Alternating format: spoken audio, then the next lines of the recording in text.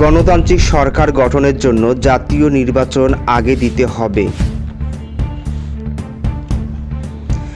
বিএনপির সিনিয়র যুগ্ম মহাসচিব রুহুল কবির রিজভী বলেন, এখন পরিবর্তিত পরিস্থিতিতে ডক্টর মোহাম্মদ ইউনূসের সরকারকে সমস্ত গণতান্ত্রিক রাজনৈতিক দল সমর্থন দিয়েছে।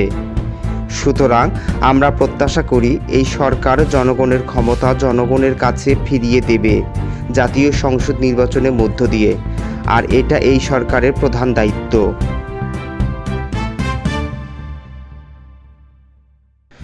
গণতান্ত্রিক সরকার গঠনের জন্য জাতীয় নির্বাচন আগে দিতে হবে।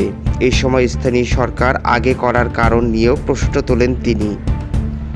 অন্তর্বর্তীকালীন সরকারকে উদ্দেশ্য করে রিজভী আরও বলেন, যারা গণতন্ত্রের জন্য আন্দোলন করেছে, যাদের দমনপীড়ন করেছে শেখ হাসিনা, তাদের প্রতি কি আপনাদের বিশ্বাস নেই? কারণ প্রথম দায়িত্ব হচ্ছে গণতান্ত্রিক সরকার গঠন করা।